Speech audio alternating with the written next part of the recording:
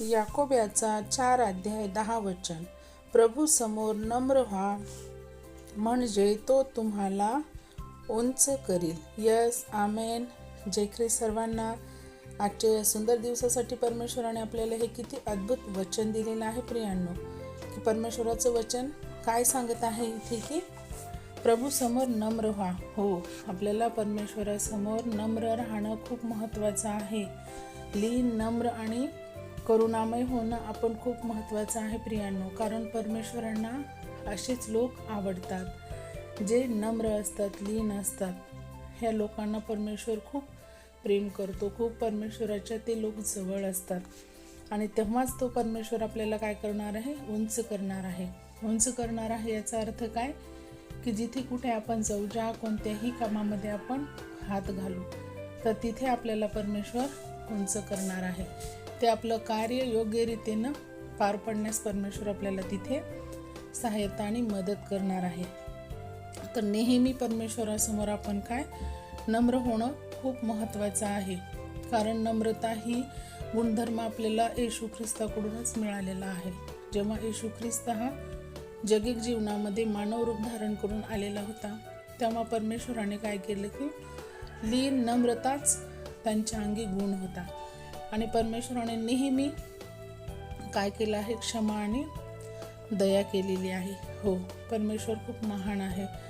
आणि आपल्याला जी शिकवण परमेश्वराने दिलेली आहे, आपण त्याचं तंतोतंत पालन करणं खूप महत्त्वाचं आहे प्रियांनो. आणि जेव्हा आपण नम्र होऊ, तेव्हा आपण परमेश्वराच्या जवळ जाऊ, आपण परमेश्वराच्या हृदयाच्या जवळ राहू, नाही का?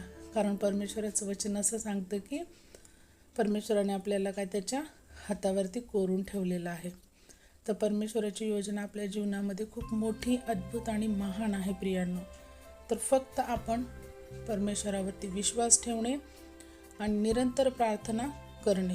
कारण परमेश्वर जरी आपल्यामध्ये काही उणे-घटे असेल, कमतरता असेल, तरी आपण परमेश्वराकडे मागितलं पाहिजे, की परमेश्वर प्रभू मला याच्यातनं बाहेर काढा आणि जे काही माझं कमतरता आहे ती तुम्ही भरून काढा.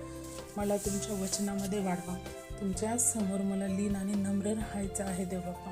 हे आपण जेव्हा आपण प्रार्थनेमध्ये मागू ना, तर तेव्हा परमेश्वर आपल्याला जरूर सहाय्य करतो. कारण परमेश्वर आपल्या प्रार्थनेचं उत्तर नेहमी देतो आणि तो तत्पर असतो, की परमेश्वर वाट पाहतो, की कधी माझे लेकरं माझ्याकडे येतील, की माझ्याकडे येऊन विनवणी करतील. आपण हे आपल्या लेकरांसाठी असंच करतो ना, जगिक जीवन जगत असताना.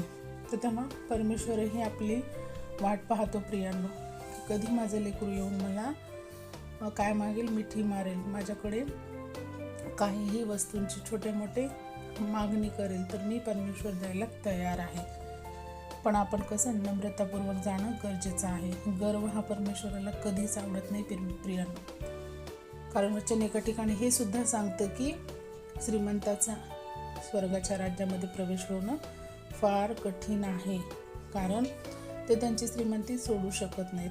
तर त्यामुळे परमेश्वरासमोर लीन नम्र होणं खूप महत्त्वाचं आहे. तर तेव्हाच परमेश्वर आपल्याला उंच करणार आहे. आपल्या प्रत्येक कार्यात आपल्याला परमेश्वर यश देणार आहे. मग तो आपला बिझनेस असू द्या, आपलं शिक्षण असू द्या, कुठलंही कार्य असू द्या प्रियांनो. तर आपण या वचनासाठी, आजच्या दिवसासाठी परमेश्वराला धन्यवाद करू. आपण छोटीशी प्रार्थना करूया.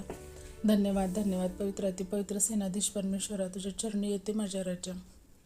हो देव बाप्पा, हा सुंदरसा दिवस आमच्या जीवनात जोडलास त्याबद्दल तुझी उपकार स्तुती करते माझ्या राजा. हो परमेश्वर, ह्या अद्भुत वचनासाठी आम्हाला तू सहाय्याने मदत कर माझ्या राजा. या वचनावर चालण्यासाठी तू आम्हाला सहाय्याने मदत कर माझ्या राजा. हो परमेश्वरा, तुझ्यासमोर लीन आणि नम्र होणं हे आमचं कर्तव्य आहे माझ्या राजा. पण चुकून जर आम्ही असं नाही करू शकत तर माझ्या बाप्पा, तू आम्हाला सहाय्याने मदत कर माझ्या राजा. आणि वचनावरती आम्ही चलावं असं आम्हाला तू बनव माझ्या राजा. हो परमेश्वरा, परत एक वेळ बाप्पा एक दिवस दाखवलास त्याबद्दल तुझे आभार मानते माझ्या राजा. इथून पुढील वेळ का आम्हा सर्वांचं जीवन तुझ्या हाती सोपवते माझ्या परमेश्वरा. ही छोटी विनंती धन्यता आणणारे प्रभू येशू ख्रिस्ताच्या प्रिय आणि गोड नावात किती म्हणा ऐका पित्या. आमेन. जय ख्रिस्त सर्वांना. तर परत भेटूया अशाच एका अद्भुत वचनासोबत. तोपर्यंत शालोम. प्रभू येशू मसीहची शांती तुम्हा आम्हा सर्वांसोबत राहो. Thank you so much.